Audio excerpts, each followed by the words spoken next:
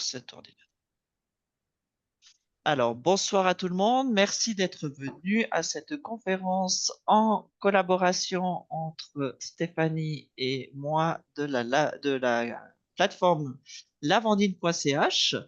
Je suis très contente de vous présenter Stéphanie, thérapeute en psychotraumatologie systémique et en pleine conscience, qui va nous présenter le mindfulness.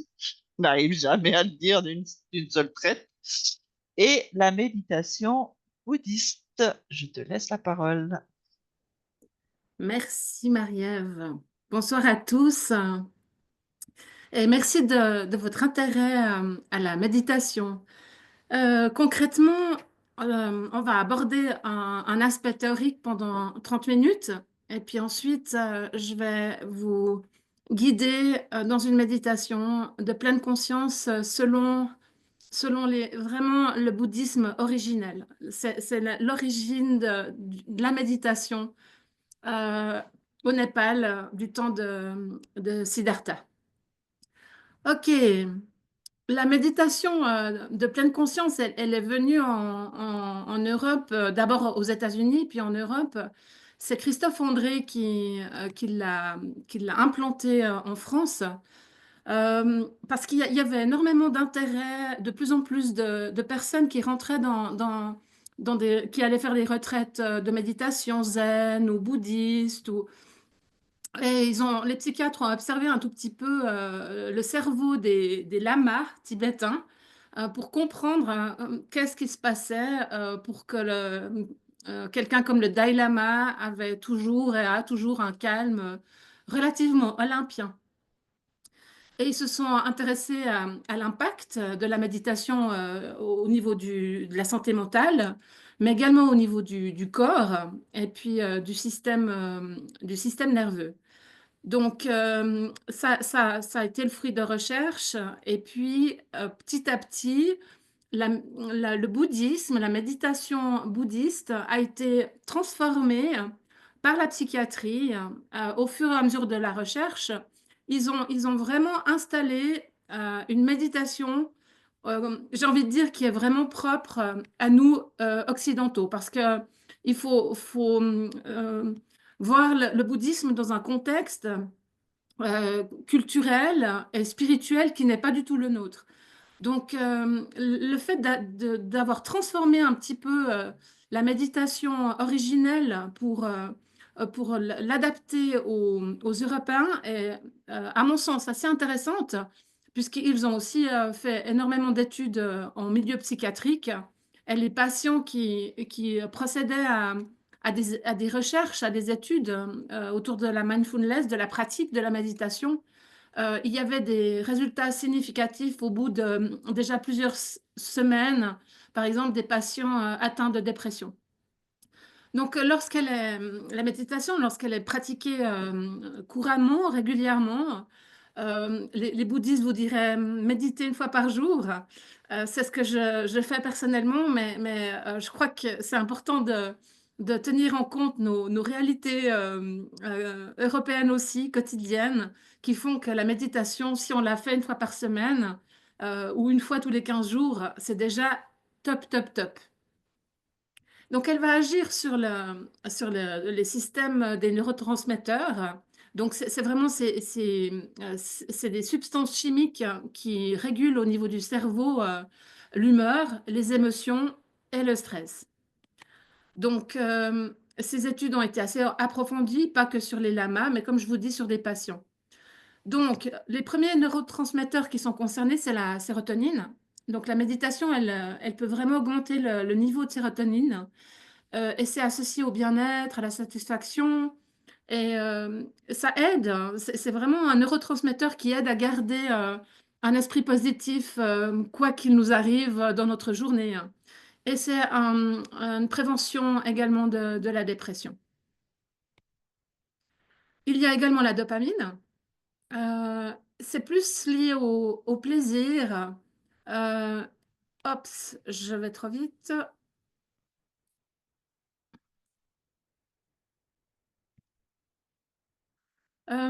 Donc, il y a la dopamine qui est liée au plaisir. Et la méditation, elle augmente ce niveau de dopamine également, ce qui peut amener, au bout de 20 minutes de méditation, une sensation de calme. Et Marie-Ève parle très souvent de sérénité. C'est aussi ce qu'on peut rencontrer lorsqu'on pratique la méditation. Et puis cette sensation de satisfaction aussi qui est euh, intéressante. Ensuite, il y a le cortisol. Et puis, ça c'est vraiment intéressant aussi au niveau de la réduction du stress. Et il y a l'adrénaline et la noradrénaline qui sont également concernées lors de la méditation. Bon, c'est vrai que c'est pas un neurotransmetteur, mais c'est au niveau de la plasticité du cerveau, c'est extrêmement important. Donc la méditation va aussi favoriser cette plasticité, pardon. Le GABA. Alors le GABA, c'est assez intéressant parce qu'on a fait il y a des psychologues en Suisse qui ont fait pas mal de recherches au niveau de certains troubles de l'humeur, dont justement l'anxiété, peuvent être dus à un manque de GABA dans notre cerveau. Le GABA, on le trouve dans certains aliments, mais vu les carences alimentaires dans lesquelles nous sommes maintenant confrontés au niveau mondial, hein, mais concrètement, on n'a plus un apport suffisant de gamma, ce qui peut potentiellement expliquer aussi une augmentation de l'anxiété chez les enfants aussi, par exemple. Donc on trouve des oligo-éléments un peu partout en Europe, sauf en Suisse.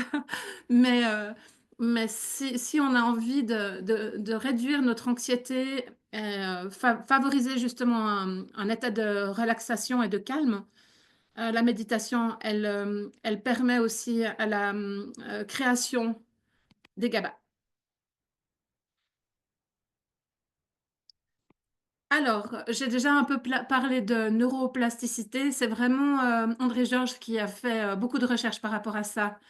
Et c'était parti justement, comme je vous disais, au niveau des cerveaux des pratiquants, des lamas tibétains, qui pratiquent la méditation depuis 50, 60 ans. Et cet équilibre des neurotransmetteurs, en fait, c'est régulé par la pratique méditative. Donc, quand le cerveau retrouve une plasticité, il va se renforcer. Donc, il y a les circuits neuronaux qui sont associés au mouvement émotionnel, à la résilience face au stress. Et puis, comme je le disais déjà, cette neuroplasticité, avec les neurotransmetteurs inclus, euh, nous amène à avoir une attitude plus positive par rapport à la vie. Alors, j'ai une bonne et une mauvaise nouvelle. C'est pas parce qu'on médite que la vie est plus facile, qu'on n'est pas confronté à certaines réalités de l'existence.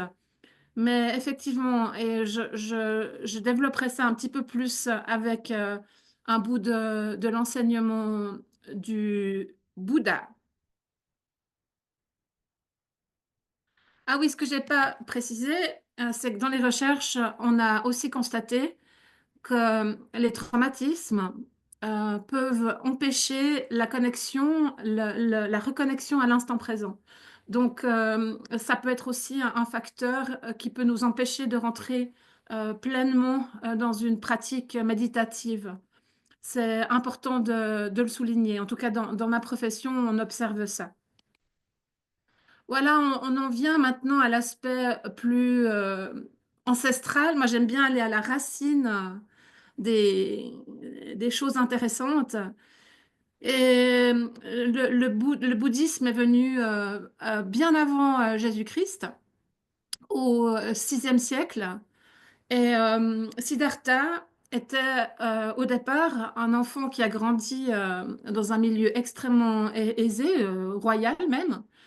Et à un moment donné, il est sorti du royaume pour aller dans les rues au Népal. Et puis, il a été confronté à la réalité de la souffrance humaine, la pauvreté, la violence. Et il a été profondément bouleversé, avec en plus, effectivement, tout d'un coup, de réaliser qu'il avait grandi dans un cocon, une bulle d'or, en fait. Donc, à partir de là, il a cheminé pour aller comprendre la souffrance, l'origine de la souffrance et son objectif, et il le pressentait, c'est qu'on pouvait dépasser tout ça et nous éveiller. En tout cas, c'est toujours avec ce grand enthousiasme qu'il a transmis tous ses enseignements autour de lui. Dans son enseignement, il y a quatre choses importantes. Il y a donc la souffrance, la possibilité de la cessation de la souffrance, et puis le chemin qui mène à cette cessation. Je dois aussi dire il y a l'origine de la souffrance. Et Bouddha, dans tout son processus qu'il a fait lui-même, hein, il a cheminé seul dans la pratique de méditation, dans la réflexion, dans l'observation de l'humain aussi, de lui-même et des autres. Et il a petit à petit amené un enseignement. Et ces pratiques, ce chemin des quatre vérités, c'est donc la compréhension juste, la pensée juste, la parole juste, l'action juste, le moyen d'existence juste, l'effort juste et la conscience juste pour une concentration juste. Voilà, c'est tout un programme. Qu'est-ce que c'est juste, qu'est-ce que c'est faux? Dans ces enseignements, évidemment, qui développent tout ça, on retrouve des écrits dans tous les monastères.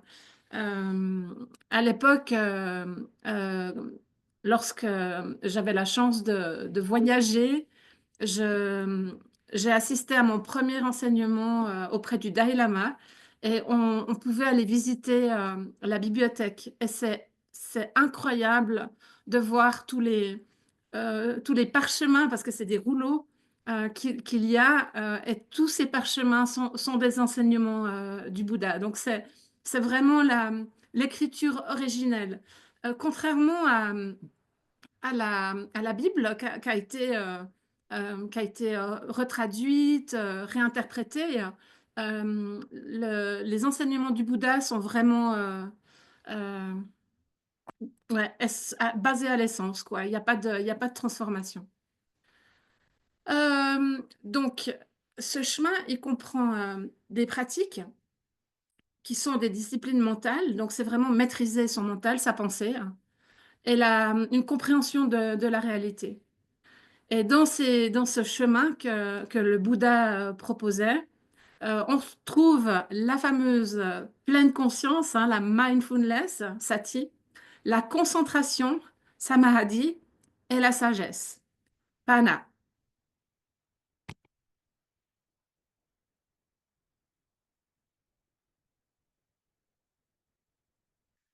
Alors, il y a plusieurs techniques de méditation. La méditation samatha, c'est vraiment une méditation de calme qui a comme objectif uniquement de développer la concentration et la tranquillité d'esprit. Elle consiste souvent au fait de se focaliser sur un objet, comme la respiration, euh, ou d'autres moyens pour apaiser le mental. Par exemple, une image.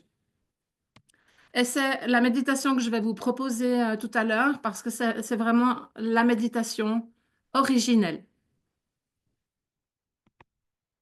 Ensuite, on a la vipassana, je crois. Voilà. La vipassana, c'est vraiment une autre dynamique. Souvent, elle se vit de manière très intense en retraite.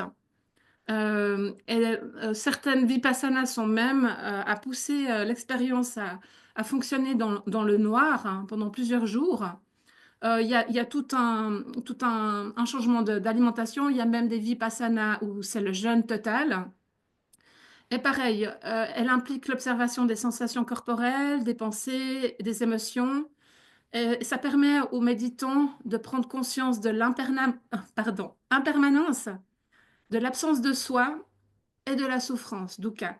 Je reviendrai sur dukkha parce que c'est vraiment un des fondements de la pensée et de l'expérience du Bouddha, hein. Comme je disais, l'origine de la souffrance qui nous met des fois dans des choses compliquées.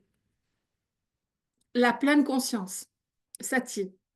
La pleine conscience, c'est vraiment un aspect centré, basé sur la pratique bouddhiste. Elle implique l'obsession non jugeante de l'expérience présente et puis des sensations corporelles liées aux pensées et aux émotions. Et ça, cette sati, elle est très intéressante parce que c'est précisément elle qui a été utilisée dans les recherches pour créer la mindfulness qu'on retrouve dans tous les cabinets de psychothérapeutes qui ont été formés en mindfulness. On retrouve aussi la mindfulness dans les EMS. Enfin, ça a rayonné un peu partout maintenant. C'est super intéressant. Mais ça vient de là, de Satie.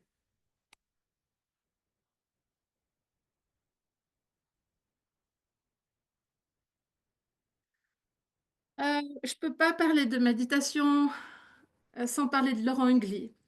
Laurent Hugli est un guérisseur, il est chaman. Il a beaucoup travaillé avec un psychiatre euh, pour, euh, pour évaluer justement l'impact de certaines pratiques chamaniques, mais également la méditation. Et c'est très intéressant d'entendre les avis d'un psychiatre et d'un chaman. Et Laurent Hugli a été, à mon avis, dans les personnalités influentes en France, a été, selon moi, la personne la plus authentique dans sa recherche autour du bouddhisme. Il a voyagé au Népal, à Dharamsala, il a fait énormément de retraites, il a suivi des enseignements de maîtres. Il a commencé à l'âge de 17 ans. Donc Laurent a pas mal guidé dans des méditations et il m'a reconnecté à la méditation bouddhiste dans le sens où j'ai un parcours un peu atypique. J'ai rencontré le Dalai Lama, j'ai fait des sessions avec lui là-bas et puis à Zurich. Et puis après, j'ai rencontré Thich Nhat Hanh, donc un moine zen bouddhiste. Les méditations étaient complètement différentes. Et puis, j'ai mis beaucoup de temps à réaliser qu'en fait, je méditais pas correctement.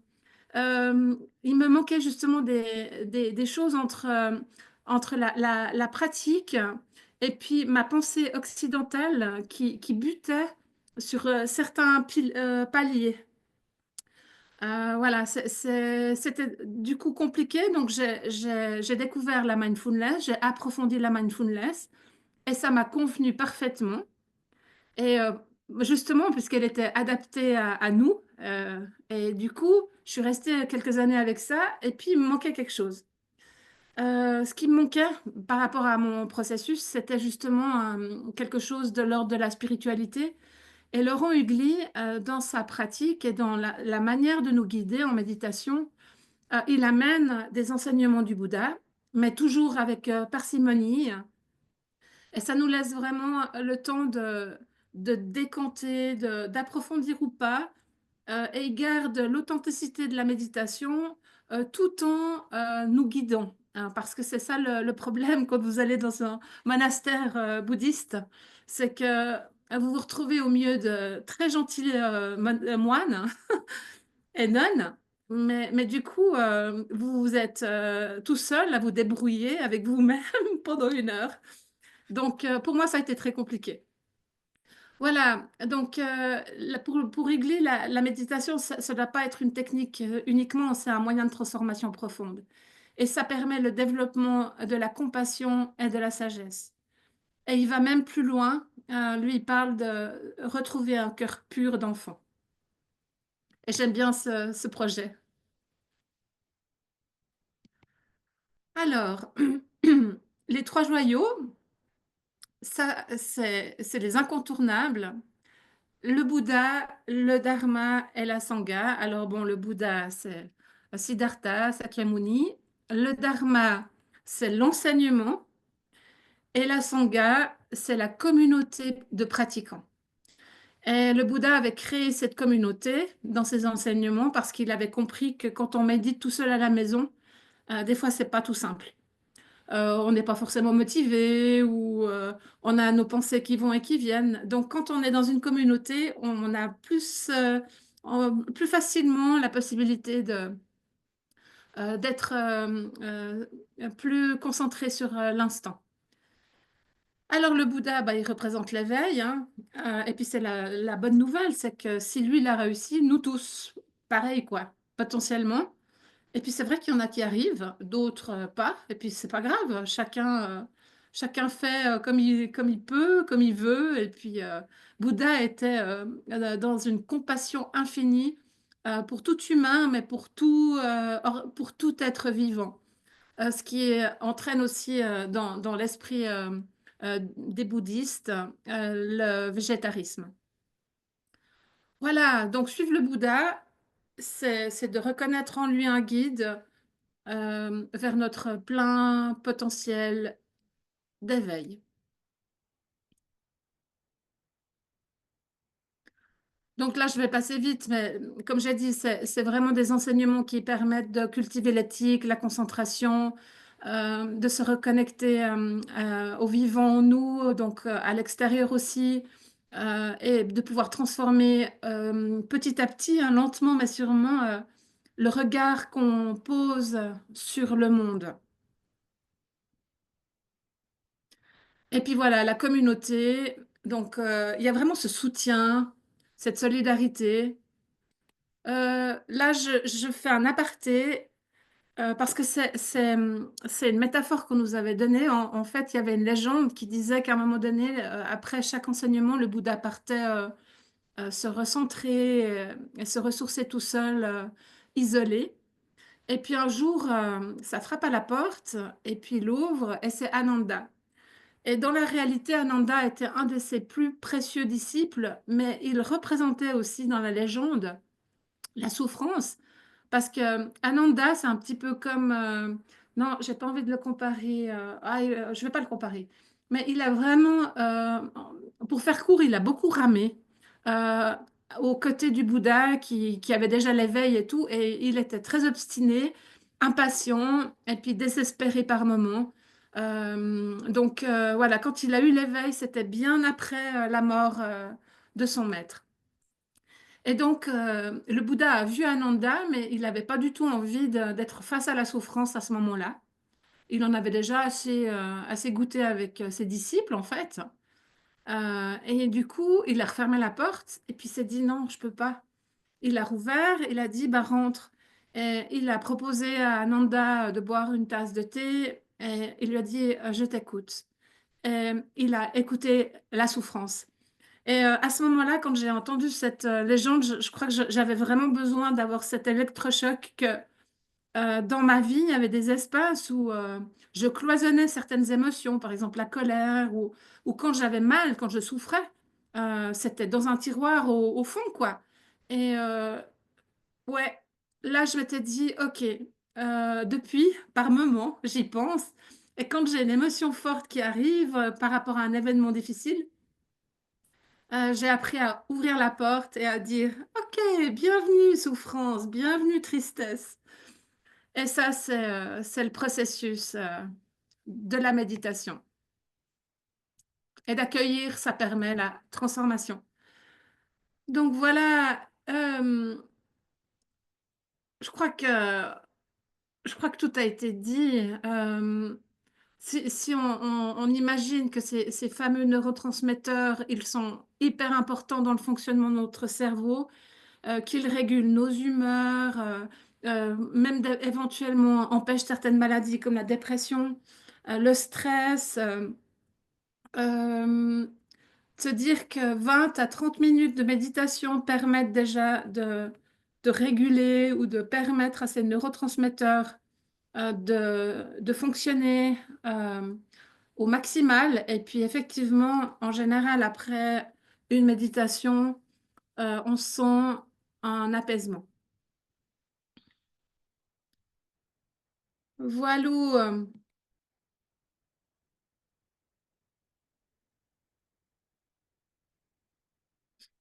Là, on va passer. On passe.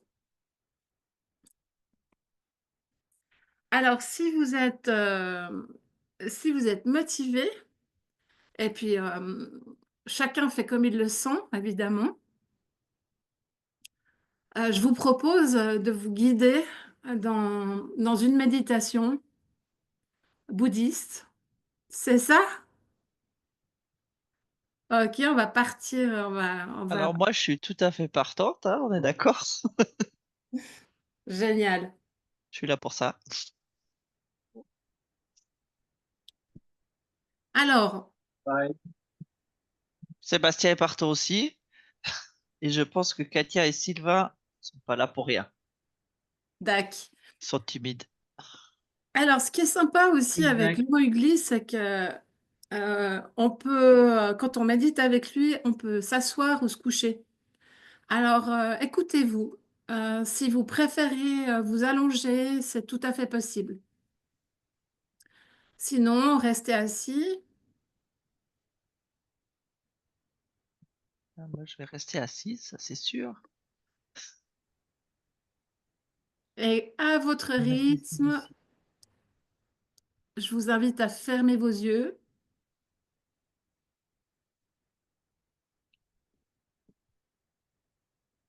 Je vais vous guider pendant les 10-15 premières minutes et puis les 15 minutes suivantes, vous ferez l'expérience de la méditation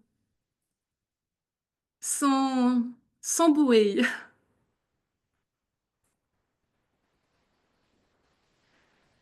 Et vos yeux sont fermés. Vous allez prendre quelques instants simplement pour observer votre corps. Vous pouvez commencer par la tête. Et l'idée, c'est juste de ressentir votre corps ici, maintenant, sans jugement. Accueillir s'il y a peut-être de la pression, des tensions, de la fatigue, un poids, peu importe. Juste observer.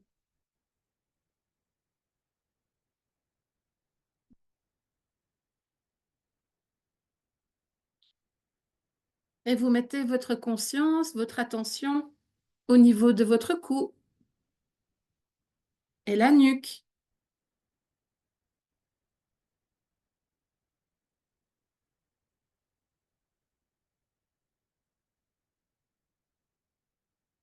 et vous observez comment est le cou, la nuque, et vous continuez avec vos épaules,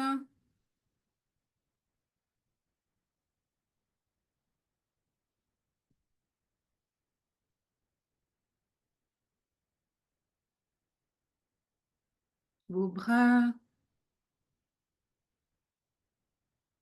Est-ce qu'il y a une sensation de lourdeur ou pas?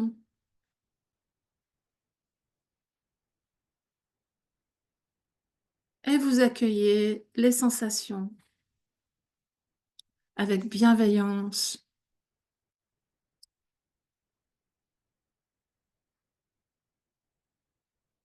Et votre dos,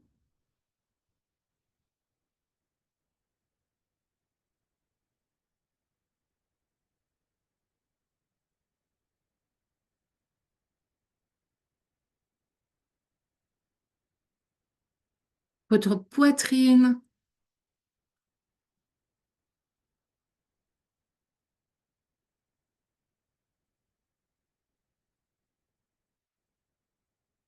le plexus,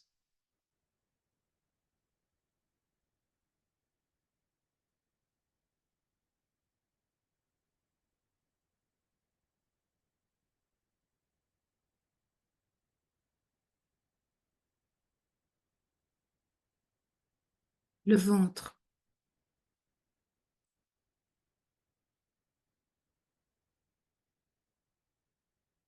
Observez avec bienveillance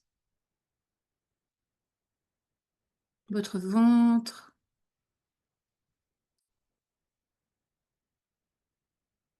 Si vous êtes assis, vous pouvez sentir vos fesses posées sur la chaise.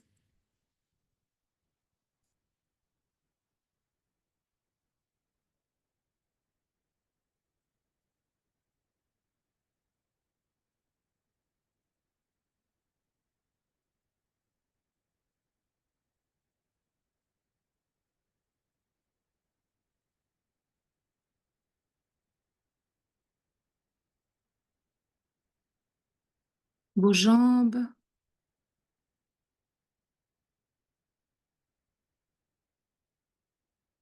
est-ce qu'elles sont lourdes, légères?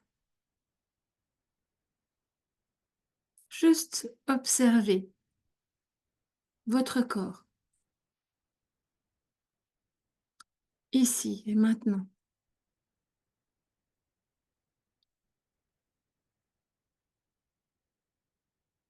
Si vous êtes couché, vous pouvez sentir l'arrière de vos jambes posées sur le canapé ou le lit.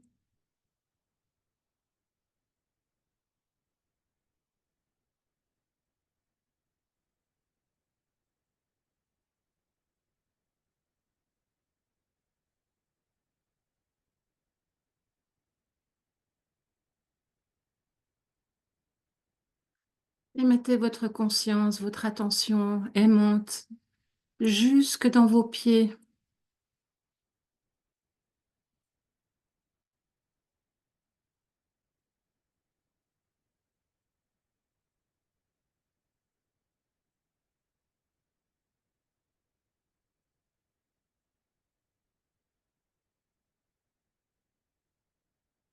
Et tout au long de votre expérience, vous allez peut-être avoir des pensées qui vont et qui viennent. Imaginez-les comme des nuages qui passent dans le ciel.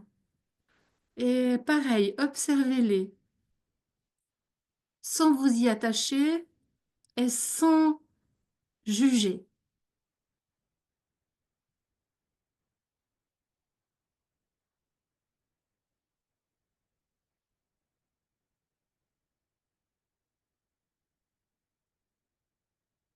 Vous ressentez tout votre corps, assis ou couché.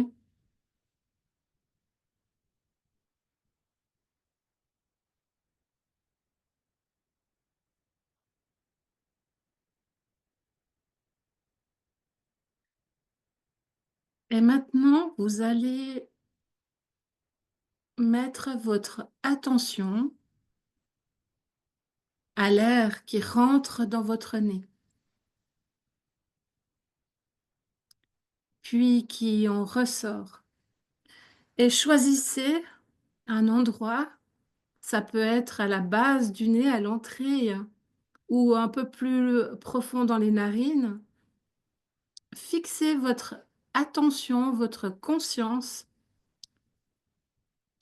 dans un endroit du nez où vous sentez l'air qui rentre et qui sort.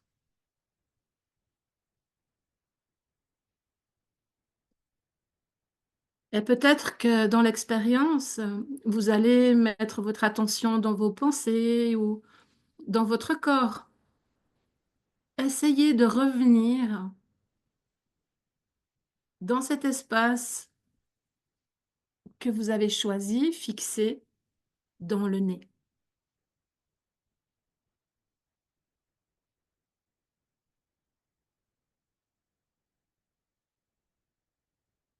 Et concentrez-vous sur l'air, le souffle qui entre et qui sort.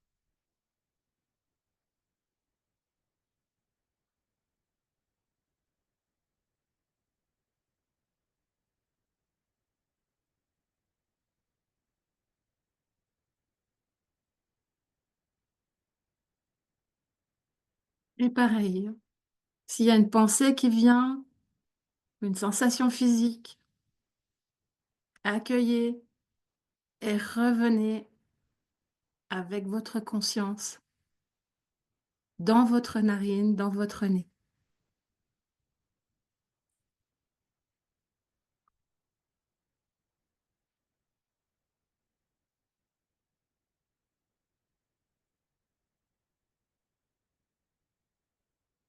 Le souffle.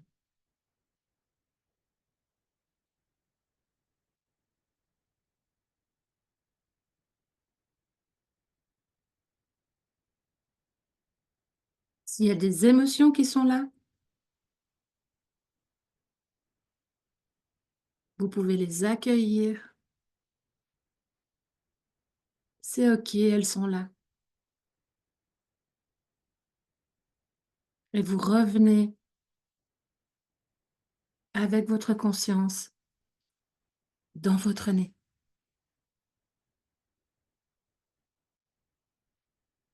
L'air qui rentre,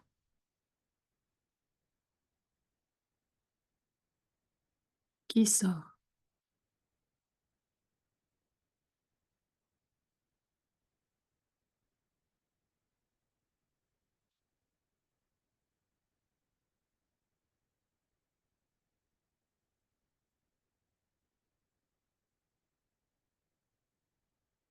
Le souffle.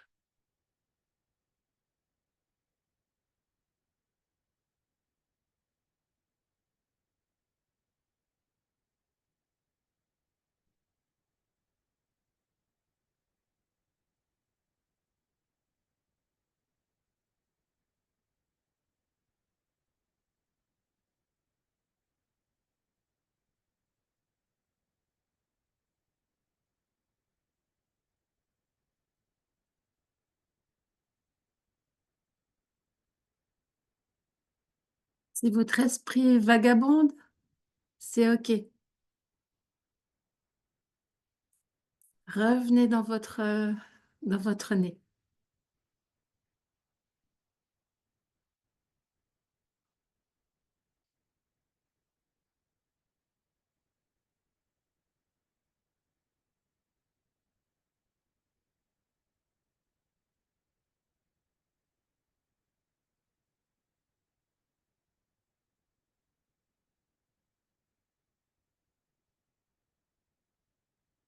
Le souffle.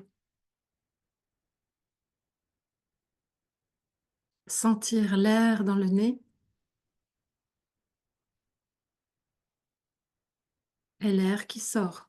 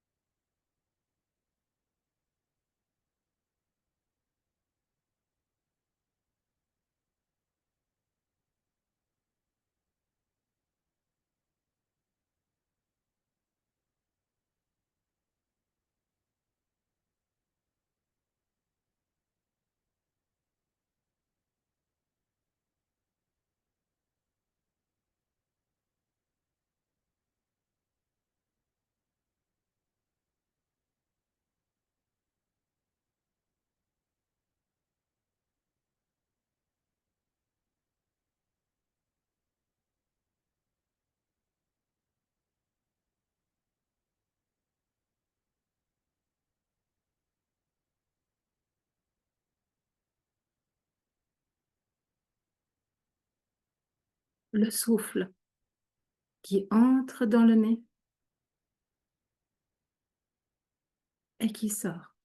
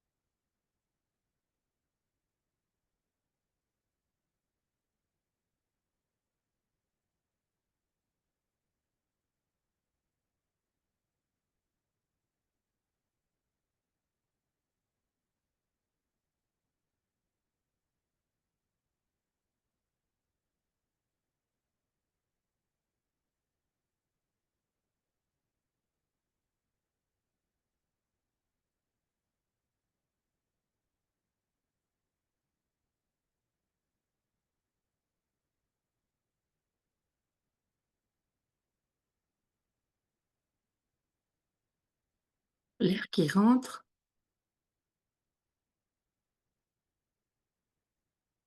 et qui sort.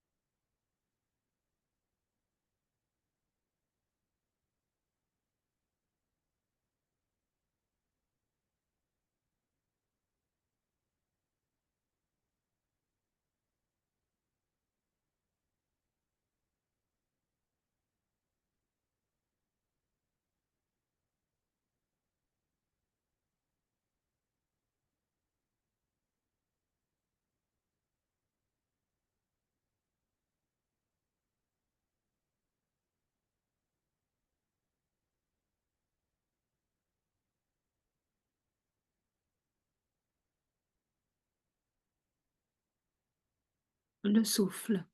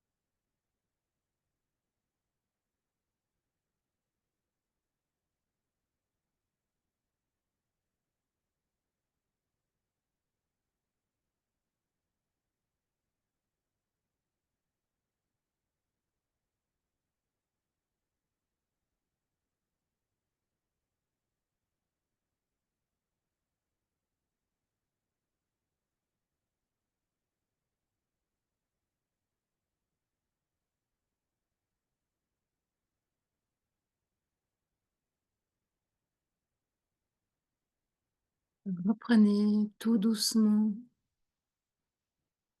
contact avec la pièce dans laquelle vous vous trouvez, votre corps assis ou couché.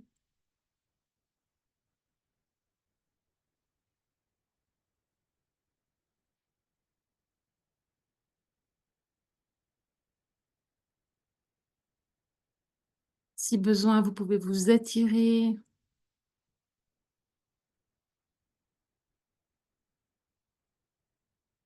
Et vous pouvez également vous remercier de ce moment, de ce joyau que vous vous êtes offert pour vous-même, avec vous-même.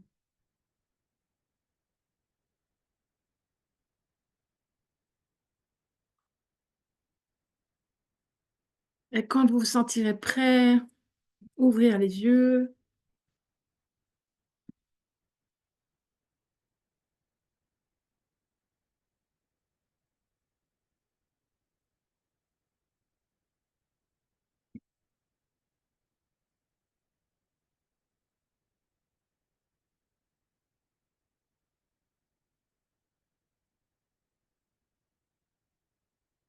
Ah, j'ai pas précisé, mais on peut aussi s'endormir des fois.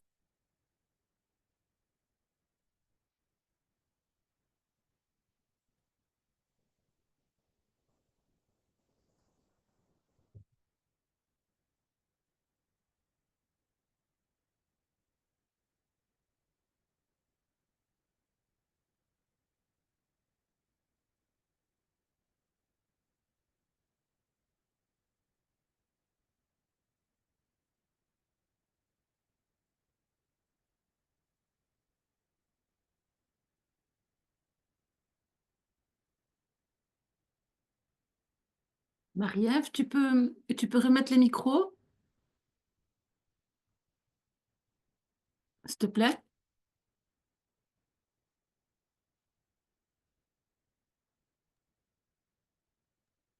Alors, je leur ai demandé de réactiver le micro. Ils peuvent réactiver leur micro sans autre. Merci, cool. Sylvain, il dort encore. Alors, je me suis réveillé, enfin réveillé. Non, je me suis laissé guider. C'est vrai que c'est sympa. Euh, Après, on est tous zen.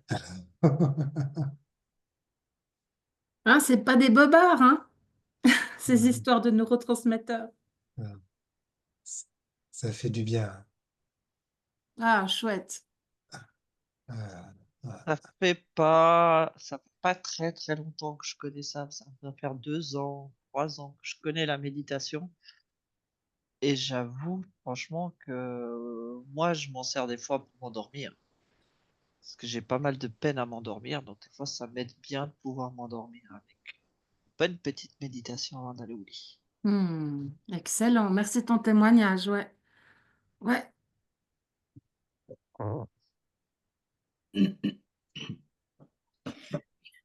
Est-ce que vous avez envie de partager quelque chose? Oui, moi je pratique la méditation euh, au moins une fois par semaine à raison des séances d'1 heure. Mhm. Et j'avoue que je ne peux plus m'en passer, ça m'apaise, ça me permet de voir les choses avec beaucoup plus comment dire, de sagesse, on va dire.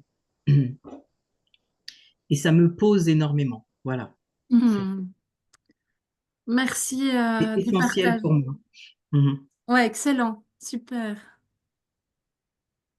Alors, en ce qui me concerne, je sais pas si vous m'entendez. Oui.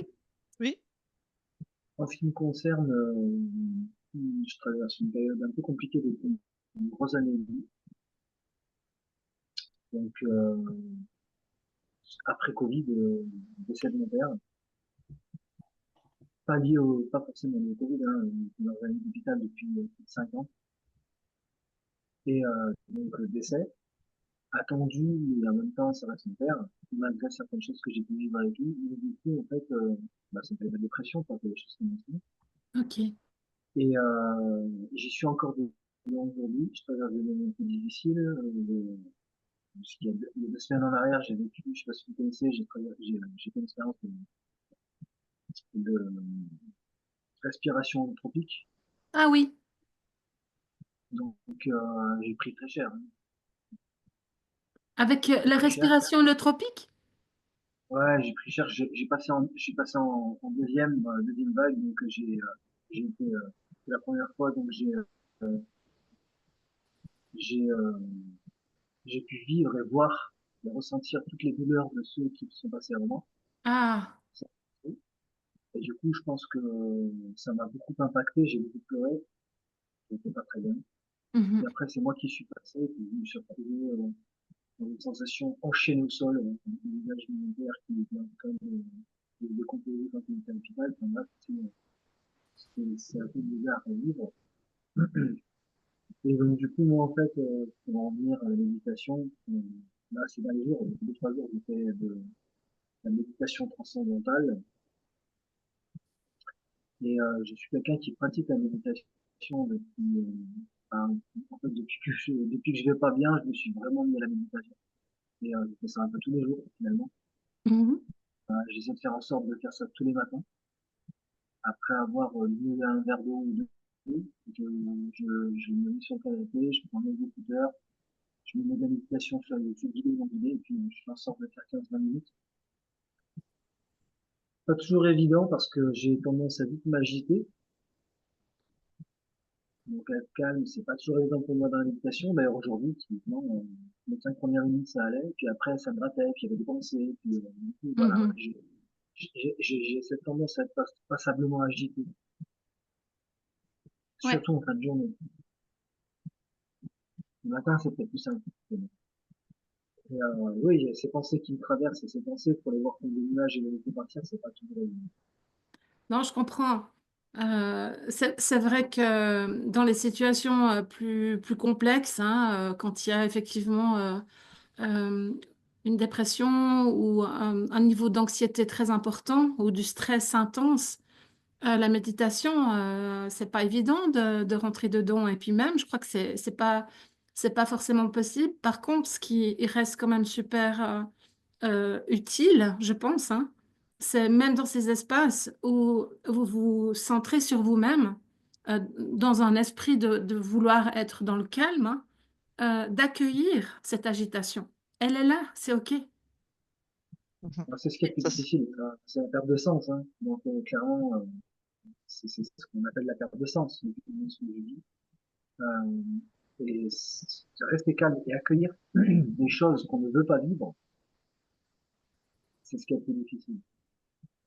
Parce que c'est c'est perçu de ma part, hein, en tout cas, c'est perçu comme étant injuste de vivre ces choses-là. OK, Mais ouais. si je les vis, c'est que je dois les vivre. Alors du coup, de les accueillir, c'est tout nouveau pour moi. C'est quelque chose que je n'aurais jamais imaginé. Accueillir quelque chose que je ne veux pas être, c'est c'est comment on appelle ça? Contre-intuitif. Mhm. c'est compliqué d'accueillir quelque chose qu'on n'a pas envie de voir ou pas envie de faire. C'est Après, ça. je trouve que c'est important de pouvoir le dire. Je vois que tu es là, la pensée ou la chose. Je vois que tu es là. Je n'ai pas envie de rentrer là-dedans. Je n'ai pas envie de le faire. Euh, Passe ton chemin. À quelque part, quand on dit l'accueillir, c'est lui dire, OK, on voit qu'il est là, euh, mais moi, je passe mon chemin et je vais plus loin. Voilà. Je suis entièrement d'accord, hein. Après, la théorie, c'est pratique. Oui, la pratique, c'est encore autre chose. alors c'est sûr que, bon, moi je suis passée aussi par là parce que j'ai aussi eu des périodes très très difficiles dans ma vie. Accueillir et dire c'est bon, je l'ai vu, je passe à côté, c'est pas évident, ça s'apprend et ça s'acquiert à force de le faire, à force Oui, de le alors, travailler. alors c'est intéressant parce que ce que vous disiez tout à l'heure, Stéphanie, par rapport à la pleine conscience, euh, plus je me rends, plus je m'observe et plus je me remémore mon passé et ma vie, et plus je me dis qu'en fait, j'ai consommé ma vie, mais j'ai pas vécu les choses en conscience. C'est-à-dire que je n'ai pas vraiment apprécié à leur juste valeur à chaque instant, à chaque moment. J'ai été un consommateur de ma vie. Parce que j'ai fait, parce que moi voilà, j'ai fait, et parce que j'ai certainement trouvé, faire ceci, faire cela, j'en sais rien. Une certitude, c'est que pour ma part, je pense que j'ai consommé sans être conscient de vivre les choses pleinement à chaque instant, à chaque fois, à mon avis. Mhm. Ah, D'accord. Mais on est dans une société occidentale qui est malade et qui va trop vite. Donc forcément, à un moment donné, j'allais dire, je veux dire, on- être malade dans une société malade, c'est presque normal. Et être bien dans une société normale, c'est bizarre. c'est exactement ça. Alors je pense qu'on a tous à un moment donné pris conscience de cette vie qu'on a vécue. Bah, on fait comme tout le monde, on se lève, on va travailler, on ramène l'argent, on paye les factures, etc., sans trop se poser de questions. C'est comme ça que ça se fait, c'est comme ça qu'on avance, sans trop se mettre en avant et sans trop penser à soi. Et c'est tout un Voilà. travail après Pour- derrière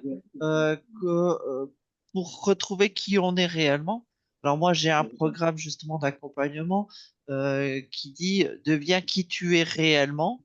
Et c'est pas reste qui tu as été toute ta vie. Mm. Ouais. Et c'est Ah non, vrai mais que je suis entièrement d'accord, hein. c'est un cheminement à faire et c'est pas du jour au lendemain que ça se fait. Il y a tout un Ah, processus ouais. à faire. Mais voilà.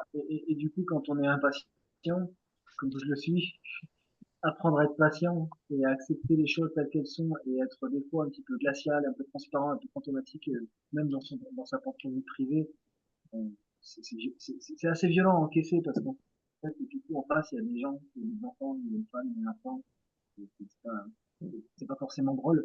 Du coup, on s'occupe de la vie. Et on se dit, mais mince, non, qu'est-ce que je leur fais vivre, etc. Ça, c'est juste pas drôle parce qu'en fait, on n'est pas seul. Je serais seul chez moi. Donc, voilà, ce serait pour moi. Puis là, je suis pas seul. Ouais. Moi, j'ai mis passé 40 ans pour commencer à modifier mon mindset par rapport aux événements douloureux qui arrivaient dans ma vie. J'ai aussi eu des burn-out et puis aussi une dépression et puis il m'arrivait des trucs aussi compliqués.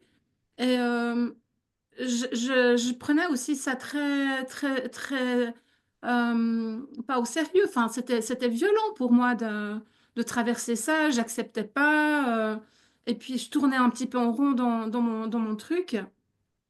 Et puis, il m'a fallu pas mal de rencontres et de travail sur moi aussi pour me dire, mais euh, là, si ce que moi je voyais comme étant une épreuve avant, est-ce que ça peut pas aussi être une opportunité de croissance, de changement? Et ben, en tout cas, moi, ça m'aide par rapport à des choses qui continuent à être difficiles hein, par moment dans ma vie. Et quand j'observe mes clients, ben, c'est un peu comme ça que je les guide. Bah oui, d'accueillir l'émotion forte qu'elle a, parce qu'on ne peut pas dire non, je ne veux pas la voir. C'est un Honda qui frappe à la porte. Moi, j'ai passé très longtemps, comme je l'ai dit, à fermer cette porte. Maintenant, c'est quasiment systématique. Quand ça frappe, j'ouvre et j'accueille. Et même si c'est pas cool,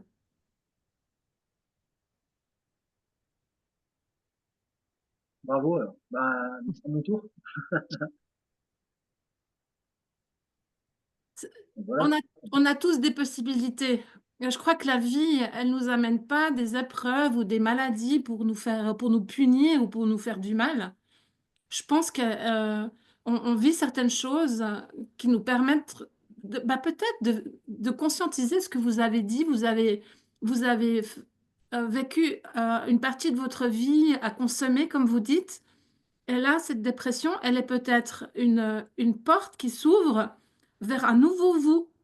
Il peut y avoir un nouveau Sébastien qui émerge de cette dépression.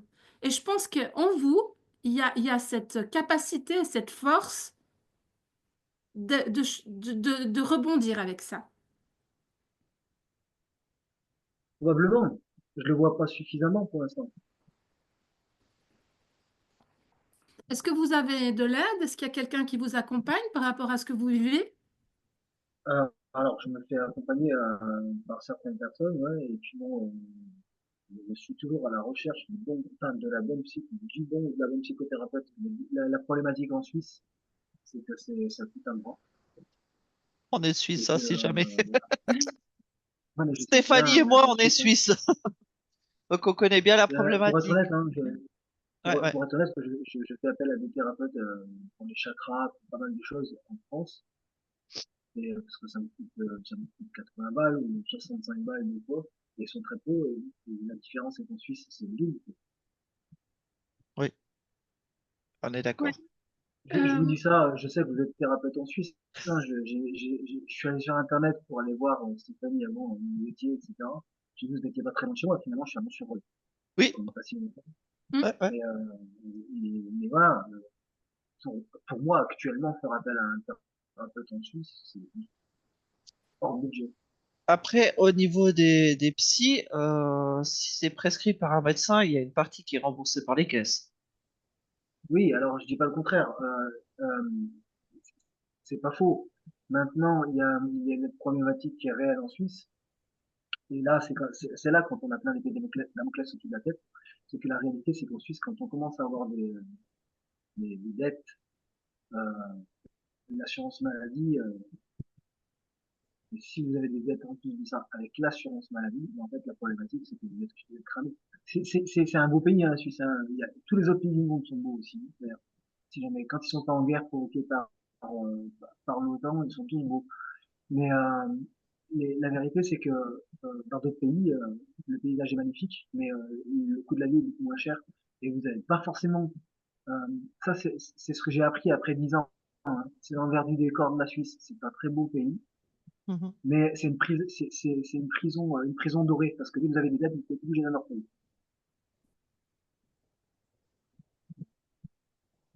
Je voulais juste m'assurer que Katia ou Sylvain avaient dit ce qu'ils avaient envie De partager.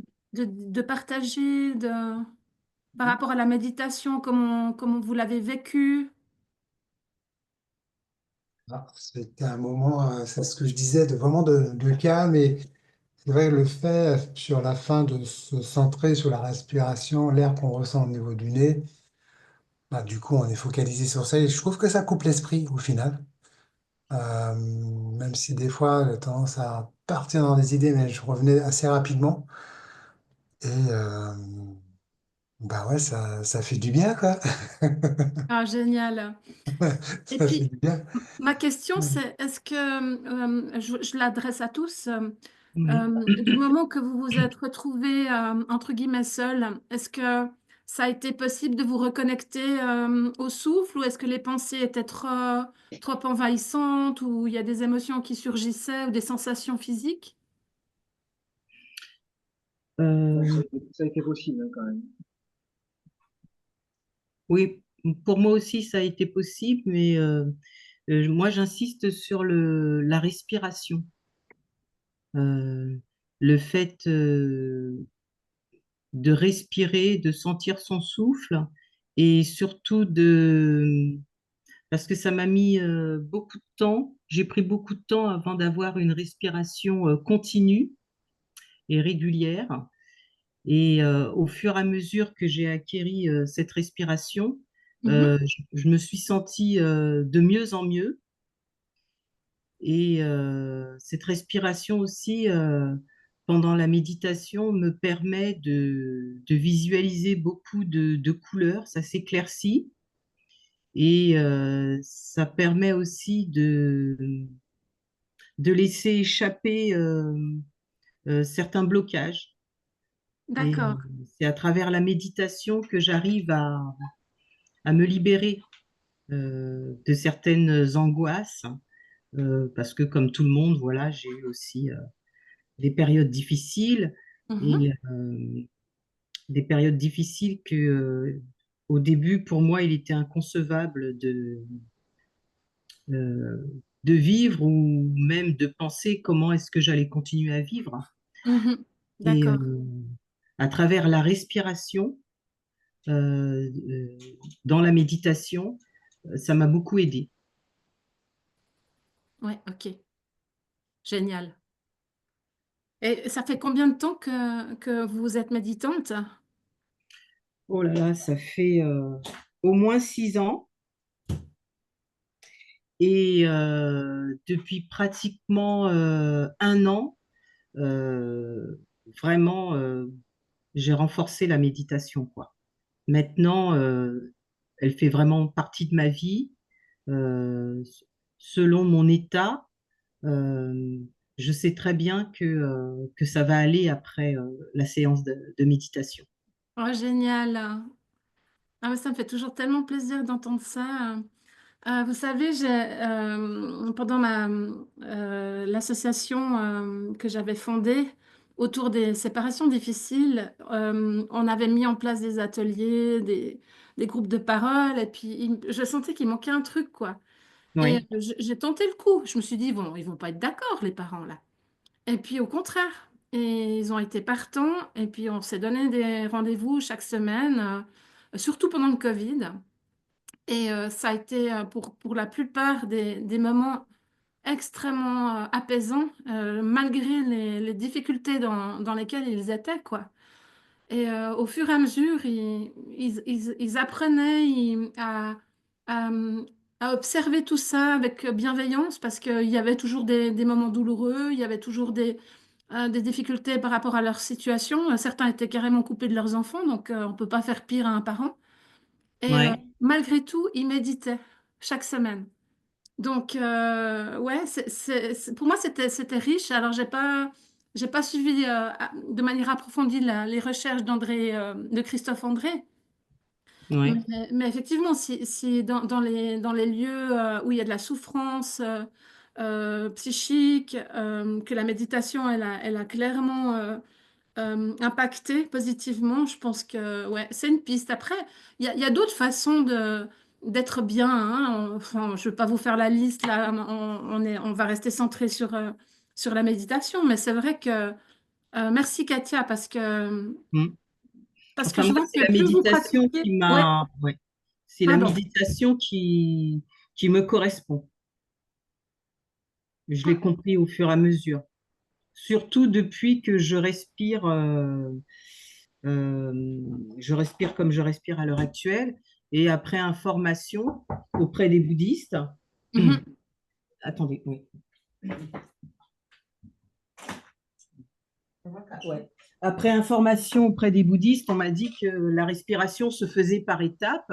Et effectivement, maintenant que j'ai atteint cette étape, moi, j'ai vraiment senti un changement. Mhm. Un changement qui m'a aidé à accepter la vie, en fait. Ouais. Hmm. Oui, merci beaucoup. C'est touchant Bah, votre témoignage. c'est ce que je vis. Mhm. Waouh. Quelqu'un a encore envie de participer, d'ajouter quelque chose? Alors, moi, j'ai juste envie de te dire merci. C'est vrai que c'est un très bon moment de détente. J'apprécie un petit peu des différentes façons de méditer qui peuvent exister. Une façon dont moi, j'avais pas médité comme ça. Et c'était Oh, très cool. agréable aussi, à deux doigts de m'endormir, mais Génial. c'est la fatigue qui parle. Ouais, Mais ouais. oui, ouais, ouais. Très intéressant. En tout cas, j'aime beaucoup et je sais que je vais me refaire la méditation une ou deux fois grâce à l'enregistrement. Si jamais pour tous ceux qui sont là, Je vais la mettre sur la plateforme lavandine.ch à disposition d'ici 1 ou 2 jours. Je vous garantis pas que ça soit fait tout de suite, mais jusqu'à la fin du mois, elle sera en libre service et après, elle passera à l'achat par la suite. Mais faut juste me laisser le temps de la télécharger sur la plateforme. Voilà. Mais sous lavandine.ch, vous pouvez la retrouver tout la conférence plus la méditation. Et puis, vous pouvez sans autre aller regarder jusqu'à la fin du mois et après, si vous le souhaitez, moyennant finance. Voilà.